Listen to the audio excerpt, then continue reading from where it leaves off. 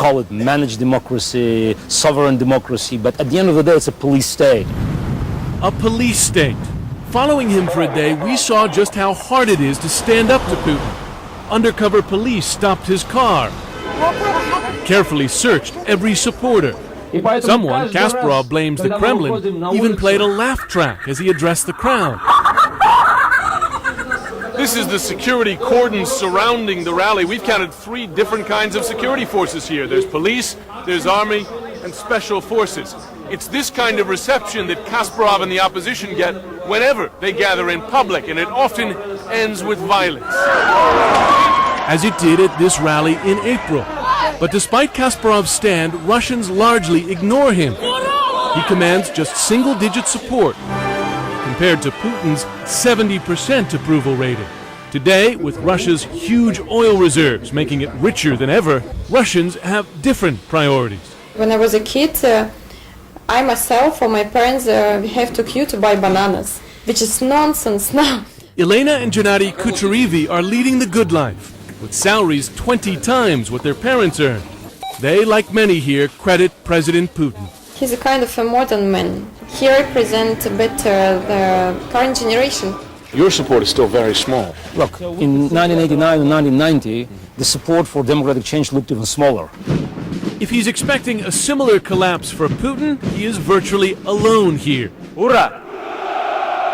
Today's Russia is Putin's Russia. Jim Sciutto, ABC News, Moscow.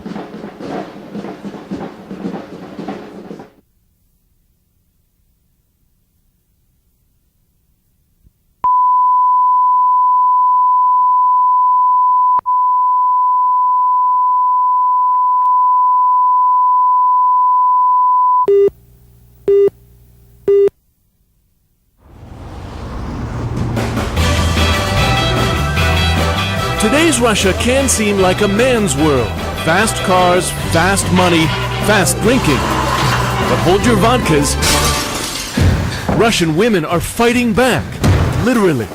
They're taking men on at their own game, copying President Vladimir Putin's taste for martial arts, for instance, and creating a host of luxuries just for themselves. Rostana Bruvich started a limo service reserved exclusively for successful female clients. Times have changed, she said. Today, women feel stronger than ever. One of the most telling signs is the immense popularity here of tough schools for women. Vladimir Rakovsky and his wife Yevgenia are self-proclaimed professors of toughology. We teach women to be kind. They can be rough, they can be sexy, they can be aggressive, they can be different. Russian women have never been wilting flowers. In Soviet times, they toiled in fields and factories right alongside the men. In today's Russia, women have more choices than ever before in terms of where they work, what they buy, how they live their lives, except, they say, in finding a desirable bachelor. This course, they believe, gives them a competitive edge. And so, one day they learn how to play the role of seductress. The next, demanding boss. Women have fought their way to the very top here. Yelena Baturina is one of the 100 richest people in the world. And we found Russian women earning and spending as much as the men. Historically, the Russian woman always the image of the babushka, you know, with the scarf.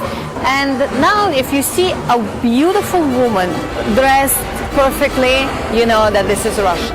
A truly modern Russian woman for a modern Russia. For Good Morning America, Jim Sciutto, ABC News, Moscow.